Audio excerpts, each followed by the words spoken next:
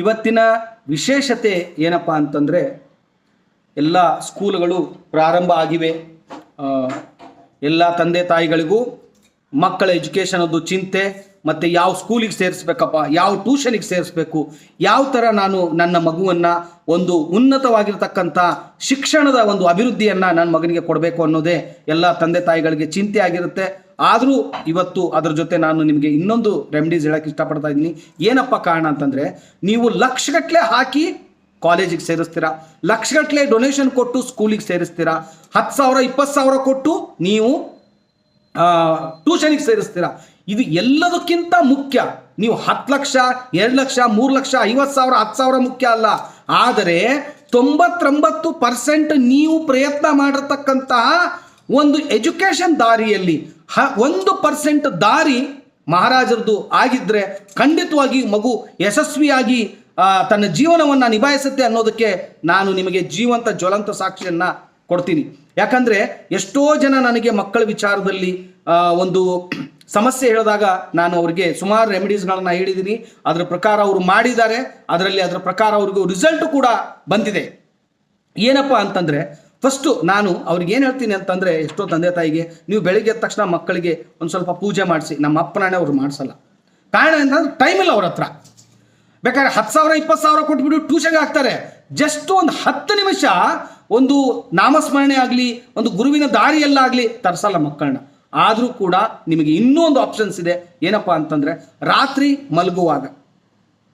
ಮಲಗುವಾಗ ಊಟ ಮಾಡೋಕ್ಕಿಂತ ಮುಂಚೆ ಒಂದು 10 ನಿಮಿಷ ದೇವರ ದೀಪ ಒಂದು ಹಚ್ಚಿ ಆ ಮಗುನ ಅಲ್ಲಿ ಮುಂದೆ ಕುಂದಿರಿಸಿ ಗುರುದೇವ ದತ್ತ, ಆ ಮಗು ಅಂದೇ ಇದ್ರೂ ಪರವಾಗಿಲ್ಲ, ಅಟ್ಲೀಸ್ಟು ಕೈ ಮುಗಿದು ಕೂತ್ಕೊಂಡು ಆ ಒಂದು ದೀಪ ಅಂಟಿಸಿ ಅದ್ರ ಮುಂದೆ ತಾಮ್ರ ತಂಬಿಗೆಯನ್ನು ಇಟ್ಟು ಅದ್ರ ಮುಂದೆ ದೀಪ ಅಂಟಿಸಿ ಆ ಗುರುದೇವದತ್ತ ಅವನ ಒಂದು ನಾಮಸ್ಮರಣೆ ಅದು ಕಂಟಿನ್ಯೂಸ್ ಆಗಿ ಹೇಳಿ 10 ನಿಮಿಷ ಬಿಟ್ಟು ಆ ನೀರನ್ನು ಆ ಮಗು ಕುಡಿದ್ರೆ ಖಂಡಿತವಾಗಿ ಗುರುವಿನ ನಾಮಸ್ಮರಣೆಯ ಅದೊಂದು ಶಕ್ತಿ, ಗುರುವಿನ ನಾಮಸ್ಮರಣೆಯ ಒಂದು ಅಪಾರ ಭಕ್ತಿ ಇರತಕ್ಕಂಥ ಆ ಒಂದು ಅಮೃತಮಯವಾಗಿರ್ತಕ್ಕಂಥ ನೀರು ನಿಮ್ಮ ಮಗುವಿನ ದೇಹ ಸೇರಿದಾಗ ಎಷ್ಟೋ ಸಮಸ್ಯೆಗಳಿಂದ ಮಗು ಹೊರಗಡೆ ಬರುತ್ತೆ. ಎಷ್ಟೋ ಮಕ್ಕಳಿಗೆ ಇವತ್ತು ಸ್ಕೂಲಲ್ಲಿ ಟ್ಯೂಷನಲ್ಲಿ ಏನು ಪಾಠ ಮಾಡ್ತಾರೆ ಅನ್ನೋದೇ ಅರ್ಥ ಆಗಲ್ಲ. ಅದಕ್ಕೆ ನಾನು ಇದನ್ನು ಯಾಕೆ ಹೇಳ್ತಾ ಇದ್ದೀನಿ ಅಂದರೆ, ನಿಮಗೆ 10,000 20,000 ಕೊಟ್ಟು ನಾನು ಇಂಪಾರ್ಟೆಂಟ್ ಟ್ಯೂಷನಿಗೆ ಸೇರಿಸ್ಬಿಟ್ನಪ್ಪ, ನನ್ನ ಮಗ 90% ತೆಗೆದುಬಿಡ್ತಾನೆ ಅಲ್ಲ. ಅವನು 90% ತೆಗೆದ್ರೂ ಕೂಡ ಅಲ್ಲಿ ಅವನು ನಿಮ್ಮ ಹಿಂದೆ ಏನು ಮಾಡ್ತಾ ಇದ್ದಾನೆ, ಏನಿಲ್ಲ, ಇದು ಯಾವುದು ನಿಮಗೆ ಗೊತ್ತಿಲ್ಲ.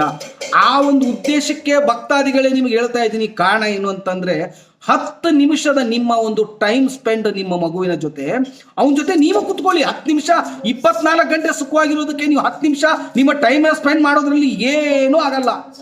ಮಾಡಿ ನೋಡಿ, ನೀವು ಒಂದು 3 ತಿಂಗಳು ನೀವು ಮಾಡಿ ನೋಡಿ, ನಿಮ್ಮ ಮಗುವಿನ ದಾರಿ ಎಷ್ಟೊಂದು ಚೇಂಜಸ್ ಆಗಿರುತ್ತೆ.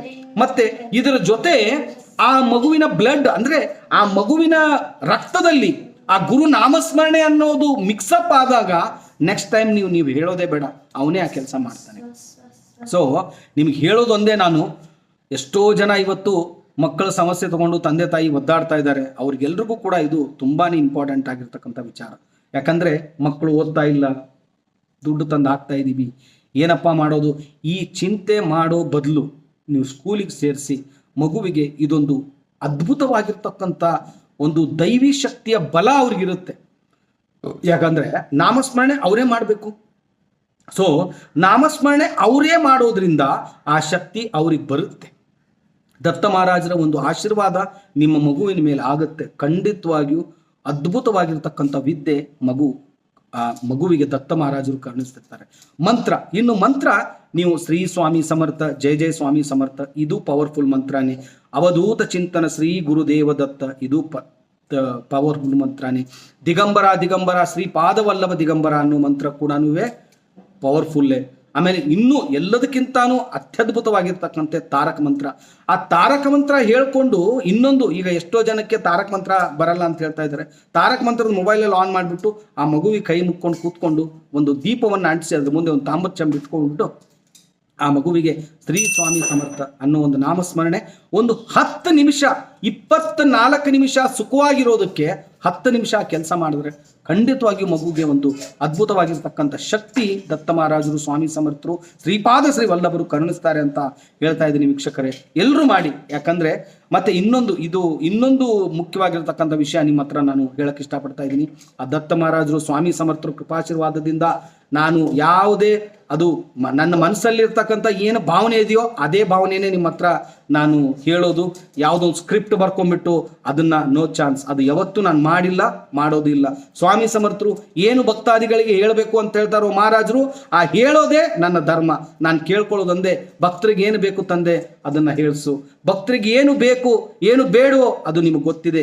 ಯಾರನ್ನ ನಿಮ್ಮ ಸೇವೆಗೆ ತಗೋಬೇಕು, ಯಾರನ್ನ ನಿಮ್ಮ ಸೇವೆಯಿಂದ ದೂರ ಮಾಡಬೇಕು, ದೂರ ಆಗಿರ್ತಕ್ಕಂಥವ್ರನ್ನ ಮತ್ತೆ ವಾಪಸ್ ತಗೋಬೇಕು, ಪ್ರಪಂಚದಲ್ಲಿ ಗೆಲ್ಲುವಂತ ಶಕ್ತಿಯನ್ನ ಭಕ್ತಾದಿಗಳಿಗೆ ಕೊಡಬೇಕು, ಅದೆಲ್ಲ ಸ್ವಾಮಿ ಸಮರ್ಥರು ದತ್ತ ಮಹಾರಾಜರಿಗೆ ಬಿಟ್ಟಿರುತ್ತೆ ಭಕ್ತಾದಿಗಳೇ. ಅದು ನಮ್ದಲ್ಲ.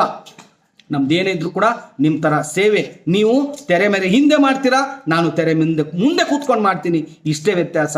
ಇನ್ನೊಂದು ಏನಾಗತ್ತಪ್ಪ ವಿಚಾರ ಅಂತಂದ್ರೆ, ಎಷ್ಟೋ ಜನ ಭಕ್ತಾದಿಗಳು ದುಃಖದಲ್ಲಿ, ಕಷ್ಟದಲ್ಲಿ, ಸಂಕಟದಲ್ಲಿ, ನೋವಲ್ಲಿ, ಅವರ ತಂದೆ ತಾಯಿಯ ಸಮಸ್ಯೆಯಲ್ಲಿ, ಮಕ್ಕಳ ಸಮಸ್ಯೆಯಲ್ಲಿ ಒದ್ದಾಡ್ತಾ ಇರ್ತಾರೆ. ನೀವೇನೂ ಇಲ್ಲ, ಶ್ರೀ ಸ್ವಾಮಿ ಸಮರ್ಥರ ಒಂದು ನಾಮಸ್ಮರಣೆ ಆಗಲಿ, ನನ್ನ ಯೂಟ್ಯೂಬ್ ಚಾನಲ್ನ ಲಿಂಕ್ನ ಆಗಲಿ ನೀವು ಅವ್ರಿಗೆ ಕಳಿಸಿದ್ರು ಕೂಡ ಅವರು ಮಾಡುವಂಥ ದತ್ತ ಮಹಾರಾಜರ, ಸ್ವಾಮಿ ಸಮರ್ಥರ ಸೇವೆಯಲ್ಲಿ ನಿಮಗೂ ಕೂಡ ಅದರಲ್ಲಿ ಪರ್ಸೆಂಟ್ ಇದೆ, ನಿಮಗೂ ಕೂಡ ಅದರಲ್ಲಿ ಒಂದು ಭಾಗ ಇದೆ. ನಿಮ್ಮ ಅಕೌಂಟಲ್ಲೂ ಕೂಡ ಪುಣ್ಯದ ಬಾಗಿಲವನ್ನು ತೆರೆದು ಅದರಲ್ಲಿರ್ತಕ್ಕಂಥ ಶಕ್ತಿ ನಿಮ್ಮ ಕೃಪಾಶೀರ್ವಾದ ನಿಮಗೆ ಹಾಗೆ ಆಗುತ್ತದೆ ಅಂತ ಹೇಳೋದಕ್ಕೆ ನಾನು ಇವತ್ತಿನ ದಿನ ತುಂಬಾ ಖುಷಿ ಆಗುತ್ತೆ. ಯಾಕಂದ್ರೆ ಏನೂ ಇಲ್ದಿರೋ ಸಮಯದಲ್ಲಿ ನಾನು ಮಹಾರಾಜರ ಒಂದು ಸೇವೆಯಲ್ಲಿ ಬಂದಿರೋನು. ಇವತ್ತು ದತ್ತ ಮಹಾರಾಜರು 10 ಜನಕ್ಕೆ ಅನ್ನದಾನ ಮಾಡುವಂತ ಶಕ್ತಿ ಸ್ವಾಮಿ ಸಮರ್ಥರು ದತ್ತ ಮಹಾರಾಜರು ನನಗೆ ಕೊಟ್ಟಿದ್ದಾರೆ ಅಂತ ಕಾರಣ ನಿಮ್ಮೆಲ್ಲರ ಆಶೀರ್ವಾದ, ಸಹಾಯ, ಸಹಕಾರ, ಆ ಒಂದು ಸೇವೆ ಮೇಲೆ ವಿಶ್ವಾಸ ಇಟ್ಟು ನೀವು ಮಾಡಿದ್ರ ನಾನು ಇವತ್ತು ಈ ಮಟ್ಟಕ್ಕಿದ್ದೀನಿ. ಖಂಡಿತವಾಗಿಯೂ ನೀವು ಒಂದು 10 ಜನಕ್ಕೆ ದತ್ತ ಮಹಾರಾಜರ ದಾರಿಯಲ್ಲಿ ತಗೊಂಬನ್ನಿ, ಖಂಡಿತವಾಗಿಯೂ ಅದು ನೀವು ಕೂಡ ಒಂದು ಉನ್ನತ ಸೇವೆಯಲ್ಲಿ ಹೋಗ್ತೀರಾ ಅಂತ ಹೇಳೋದಕ್ಕೆ ನನಗೆ ತುಂಬಾ ಖುಷಿ ಅನ್ಸುತ್ತೆ ಭಕ್ತಾದಿಗಳೇ. ಇನ್ನೊಂದು ಏನಪ್ಪ ವಿಚಾರ ಅಂತಂದ್ರೆ, ಇನ್ನೊಂದು ವಿಚಾರ ನಾನು ನಿಮ್ಮ ಹತ್ರ ಹೇಳೋದಕ್ಕೆ ಏನಪ್ಪ ಇಷ್ಟ ಅಂತಂದ್ರೆ, ಮುಖ್ಯವಾಗಿ ಇವಾಗ ಹೊಸದಾಗಿ ಮದುವೆ ಆಗಿರ್ತಕ್ಕಂಥ ಅಕ್ಕ ತಂಗಿಯರಿಗೆ, ಅಣ್ಣ ತಮ್ಮಂದರಿಗೆ, ಮತ್ತೆ ಗರ್ಭಿಣಿಯಾಗಿರ್ತಕ್ಕಂಥ ಸಕಲ ತಾಯಿಯಂದಿರಿಗೆ ನಿಮ್ಗೆಲ್ರಿಗೂ ಕೇಳ್ಕೊಳ್ಳೋದು ಒಂದೇ ವಿಚಾರ.